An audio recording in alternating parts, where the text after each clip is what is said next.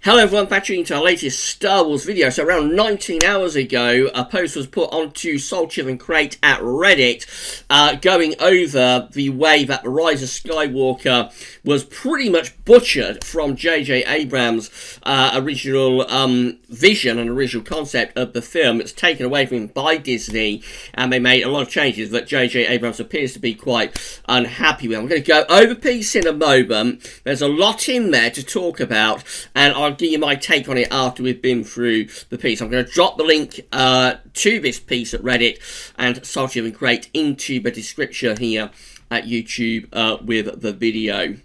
How seriously we should take this, I'm not sure, but it does tie in with a lot of the rumours that we heard about the Rise of Skywalker 3-6 months ago.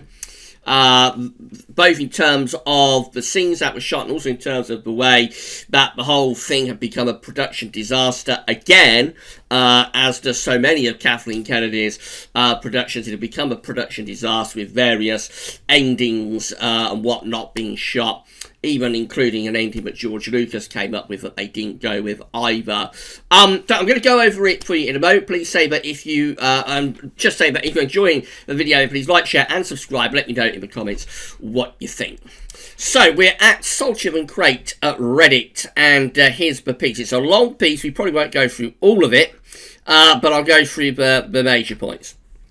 So, this is how it starts. Since shortly after release weekend, I've been corresponding with someone who worked closely on the production of Rise of Skywalker and works for one of the major companies I cannot disclose here. So that would either be Disney, Lucasfilm, ILM, Skywalker Sound, one of those companies being described there, I would have thought.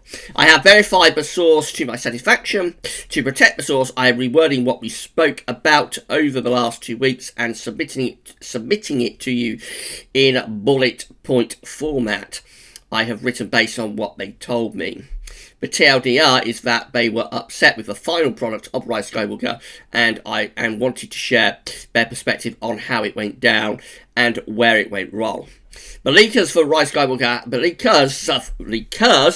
Skywalker had an agenda and are tied to Disney directly. My source confessed that they have an agenda as well, in that they struggle with ignoring what's happening to someone who they think doesn't deserve it.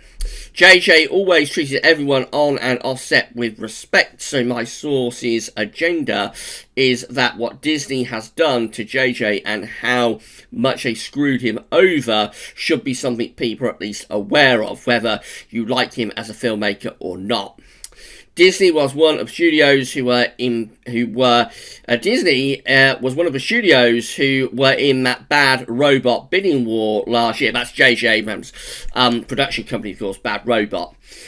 Disney never had much interest in Bad Robot as a company, but they did in JJ because they saw WB, Warner Brothers, who JJ went with in the end, as a major threat. JJ is very successful at bringing franchises back like Mission Impossible, Star Trek and Star Wars. Warner Brothers is struggling with DC, and aside from Wonder Woman, DC is still seen as a bit of a joke in its current state by the GA. There's lots of involved sort of acronyms here, so just bear with me. We'll get on Star Wars stuff in a moment. Warner Brothers wants Abrams for some DC projects. My source said that this generation Star Wars is the MCU, and Marvel's biggest threat is a well-operational DC. They want to keep DC in limbo that they're in right now. Abrams jump-starting that franchise with something like a successful, audience-pleasing Superman movie makes them nervous. Their goal is to make JJ look bad to potential investors and shareholders. My source mentioned this shortly after the premiere. The Rise of Skywalker we saw last night was not the Rise of Skywalker we thought we worked on. JJ Abrams was devastated and blindsided by this. He's been feeling down over the last 6 months because some of the ridiculous demands Disney had changed his movie's story. While the scenes were shot, a lot of the changes were made in post-production and the audio was re-recorded and altered. My source said they've never seen anything like this happen before. I'm not sure about that. I've heard many stories about film companies taking movies away from directors and making big changes to them without the director's approval. But anyway, we'll continue. Here's a director, and he wasn't in the know about what they were doing behind his back. Apparently, JJ felt threatened over the month leading up to the premiere. I'm not sure if that means threatened physically. That would be a bit drastic if it was, wouldn't it? Or whether that's kind of threatened in terms of his career prospects, or just threatened because he knew that the film wouldn't go down very well. It continues. Ryan was never meant to do episode 9, despite some rumours that he was. That's Rian Johnson, Last Jedi director, of course. JJ Abrams was brought back by Bob Iger, not Kathleen Kennedy. Disney insisted on more fan service and less controversy than had happened in The Last Jedi, of course. JJ's original agreement when he signed on was indicating he would have way more creative control than he did on The Force Awakens.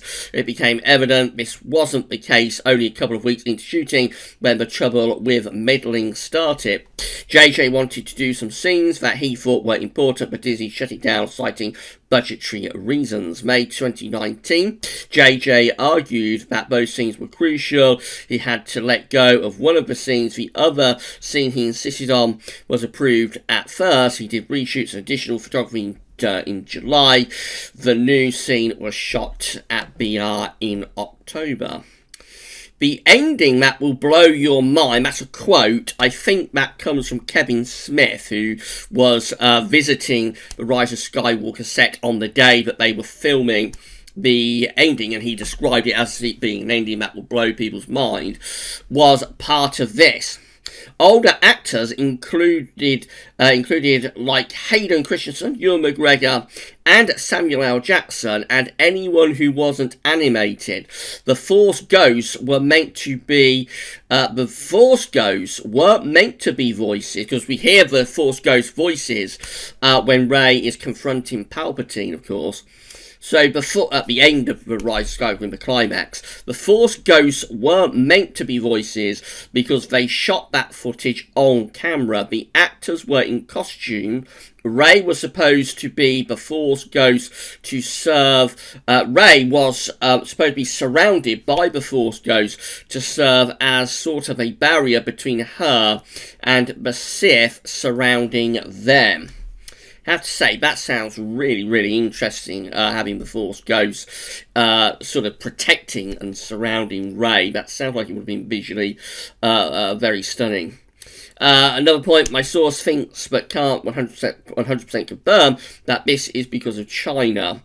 It's an office talk of sorts. Some VFX people claimed they got a list of approved shades of blue they could use on the Luke Force Ghost. Cutting this out was when the bad blood turned into a nightmare for JJ Abrams, because the movie he was making was suddenly unrecognisable to him in almost every way. My source knows JJ well enough to know that he's just not the yelling type, but apparently in a meeting he yelled something along the lines of, "Why don't you just put directed and written by Lucasfilm then?" My source wasn't present for that exchange, but knows some who were. Disney demanded they shoot some scenes that would have things in it for merchandise. They Fly Now is one of them. It's also JJ's least favourite scene. At a November screening of the 2-hour 37-minute cut, he cringed, groaned and laughed when the scene was shot. My source says that JJ was most likely not joking when he said, "You're right," in the interview when he asked him about the Rise of Skywalker criticism. JJ's original early November cut was 3 hours and 2 minutes long. So this has been going on very late in the day. JJ Abrams had a 3-hour, 2-minute cut at the beginning of November. And by the end of November, Disney had cut that down to 2 hours and 37 minutes. It also says that in January, JJ suggested that they turn this into 2 films. My source told me this was well before Terrio mentioned it in an interview a couple of days ago when Disney said no, JJ was content with making this 3 hours long. And so it goes on. Over a period of 9 months, JJ started realising that one of his ideas and whole scenes were being thrown out of the window or entirely altered by people who have no business meddling with creatives. Again, that's a quote.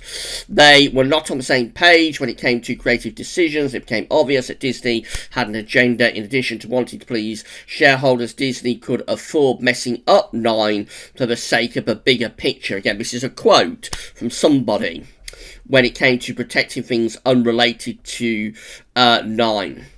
And so it goes on, and I'll drop the link into this. There's loads and loads more that we can go through. Of course, I haven't got time in this video. But what they're implying is that Disney deliberately sabotaged episode 9 of The Rise of Skywalker, Star Wars: The Rise of Skywalker. They deliberately sabotaged it so that JJ Abrams would... I'm not sure what the reason is, actually. It appears to be something to do, some sort of conspiracy with him going to work for Warner Brothers on their films. It sounds rather far-fetched, I have to say, that they would do that. But they would deliberately sabotage The Rise of Skywalker. I just think that sounds a bit over the top. But I can't believe that JJ Abrams had a 3-hour cut and they took it off him and sort of butchered it and changed it to something completely different from what his vision was. I completely believe that they would do that. This has been going on with Star Wars films all the way along. In fact, the only Star Wars film that never had, as far as we know, never had any production problems, any production disasters, was in fact The Last Jedi, the one that the fans hate the most. But all of the other ones did have various problems. We know that, for example, on this one, Colin Trevorrow was supposed to be the director originally for episode 9. He was fired. JJ Abrams was brought in. Apparently, he thought he had more creative control. And then they finished up taking that away from him, really, and turning it into a completely different film than what he thought he had made and shot. Another picture I'm seeing just there, they cut some of the scenes from the Lightspeed skipping segment. Some of the planets that were cut were Kashyyyk, Naboo, and Kamino, so we would have gone back, in JJ Abrams' version, we would have gone back, apparently, to prequel worlds. Again, I'm finding that a little bit strange because JJ Abrams is not known to be a prequel fan at all. He doesn't like the prequels whatsoever, as far as we know. So I'm finding it a bit odd that they will go back to Kashyyyk, Naboo, and Kamino, all planets that featured in in the prequel trilogy. But again, it's something that was very evidently missing from the sequel trilogy and also from The Rise of Skywalker, that there was no sort of prequel lore in there, or very, very little prequel lore. They did go to Mustafar at the very beginning of the film, but you wouldn't know, but it was Mustafar, really. There's nothing to sort of set up the fact that he was on Mustafar, no volcanoes or lava and whatnot. But to me, what appears to be going on here, I think the stuff about Disney deliberately sabotaging this film sounds rather far-fetched, I have to say. I don't think they would deliberately set out to make a bad movie to try and derail JJ Abrams from moving to Warner Brothers to work on their films. I mean, the deal's already been done. So Warner Brothers has done this deal with Bad Robot, and so it's going to happen whatever Disney does with The Rise of Skywalker, I would have thought. I mean, obviously Warner's could sort of pull the plug on it at the last minute, but I would be very surprised if they would do that. Although Rise of Skywalker hasn't been critically well acclaimed, JJ Abrams nevertheless has a very positive reception within Hollywood, and I just think it sounds very bizarre that Disney would deliberately sabotage The The Rise of Skywalker, but I can believe that they took the film away from JJ Abrams and turned it into something completely different. As I say, that's been going on all the way along with the sequel trilogy films, with the Disney Star Wars films, right from the very beginning. The first one they did it to, well, there was production disasters on The Force Awakens, of course. With George Lucas being pushed out of the door. So right on the very first movie, things went quite badly wrong behind the scenes. But the film that was taken away from the director originally was, of course, Gareth Edwards, the director of the film that he made, that the title of which is eluding me, Rogue One. That's it, I remember. It's been a very long day, and I'm still not feeling all that well from the flu. Yes, it was Rogue One. They took Rogue One away from Gareth Edwards, the director, and they turned it into something rather different from what he thought he was making. And this has been going on all the way along, except for The Last Jedi. So I can believe that they did that to JJ Abrams. But I would be surprised if they did it to deliberately set up a film that would fail. I think that would be quite strange for them to do that, given the money they must have invested in The Rise of Skywalker. Where are these rumours coming from? I suspect we're going to see a lot more of this. I think now that the sequel trilogy is over, and people are able to see the whole thing in completion and see what a total disaster it has been. And let's face it, it has been a complete and utter disaster creatively. Financially, it's been okay, although Rise of Skywalker is not setting the world alight at all. It's probably going to creep to $1 billion in the end, but it may fall short of it. It's doing okay, but it's definitely not the great financial success that Disney, I think, would have hoped for the final, the final episodic Star Wars Episode 9. I think Disney would have been hoping for a considerably better financial conclusion to this sequel trilogy, but merchandise also not saying it. As I say, that's why I'm a bit dubious that Disney would set out to sabotage the film. That may be why JJ Abrams is feeling, though. JJ Abrams may well be feeling that this was deliberate, that they deliberately set out to sabotage his film to cause problems with his move to Warner Brothers. He might be feeling like that, but I think it would be very odd for Disney to do that. I just think that they weren't happy with his 3-hour cut, and at the last minute they sort of took the film away from him and did whatever they wanted to him, to the film, and to him as well. Of course, he feels like he's been stabbed in the back. And I think I'll see a lot more of this. I think we will see people involved with production, be they actors, directors, producers, writers. I think, and probably in the end, George Lucas as well. I would think he will have something to say about this creative disaster before too much longer.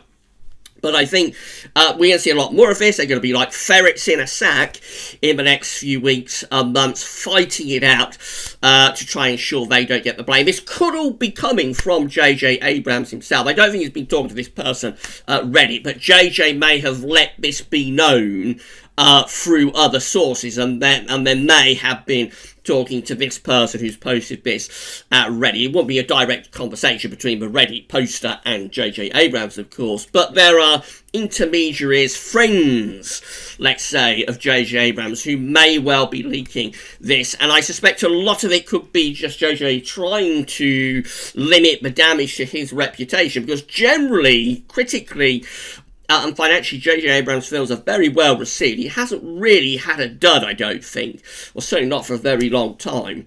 And he could be a little bit worried about his reputation from this train wreck of a sequel trilogy is going to be a little bit damaged. So he might be in damage limitation mode, and he could be, through other sources and, as I say, friends of JJ Abrams, sort of letting this stuff out and be known, so that sort of they're spreading the blame, if you like, spreading the blame a little bit for what's happened with this sequel trilogy. But he does hold his share of the blame, of course. It all started with The Force Awakens, which was a tremendous juggernaut of a film. Let's not forget that. It did bring in huge amounts of money for Disney, but it was a very poor start to the sequel trilogy. There was very little story within it. It was just really a remake of Star Wars: A New Hope. He did set a few things up, and they were thrown in the bin by Rian Johnson, and that's really what's gone wrong with this sequel trilogy. I think if JJ Abrams had done the middle film, possibly it could have come out a little bit better. But we've had directors, so we have Rian Johnson sort of throwing everything out that The Force Awakens set up. Then we had JJ Abrams throwing everything out that Rian Johnson set up with The Last Jedi. And it's no way to make a trilogy. And so in the end, what we're left with is an incoherent trilogy, a trilogy that makes absolutely no sense whatsoever. No thought, no vision, no planning, no overarching story goals. No sort of overarching story that is driving anything. We're just shooting off in various directions, throwing this at it, throwing that at it, throwing more at it, trying to make it all stick. And in the end, we come away with a trilogy that is incoherent, is a total mess, and doesn't make any sense. And I think JJ Abrams is probably in damage limitation mode here. So I would suspect, if ever, and they'll never know, of course, who has leaked this, but if they ever did go back far enough, I suspect in the end the sources would arrive somewhere close to JJ Abrams himself. And as I say, we're going to see a lot more of this. I think they're going to be at it like ferrets in a sack. I think they're going to be fighting it out. We're going to hear more from the actors speaking out. We're going to hear more from people behind the scenes. Eventually, at some point, I would have thought George Lucas will be seen in public. George is a very reclusive person and isn't often seen out and about in public and doesn't do many interviews. He's very, really keeps his head down. But at some point, George will appear somewhere and he will be asked about all of this. Maybe he'll even write his memoirs one day, and we'll find out what George thinks as well, I would have thought, at some point. But there's going to be a lot more of this with the people that have been involved in the sequel trilogy, most definitely. And it just goes to show you that behind the scenes, Lucasfilm and Disney and all of these people, JJ Abrams, Rian Johnson, Kathleen Kennedy, Bob Iger at Disney, all of these people are not in a terribly good place with one another. They are not terribly happy with how things have turned out with this sequel trilogy, and they very much should not be happy with how this sequel trilogy has turned out. And I do find it a little bit ironic, I have to say. It's going off on a bit of a tangent, but I find it a bit ironic that JJ Abrams is feeling like he's been stabbed in the back by Disney, that they have done the dirty on him, when he was very much involved with what happened to George way back at the beginning of all of this, when Disney threw George's story treatments in the bin and pushed him out of the door, made his position untenable,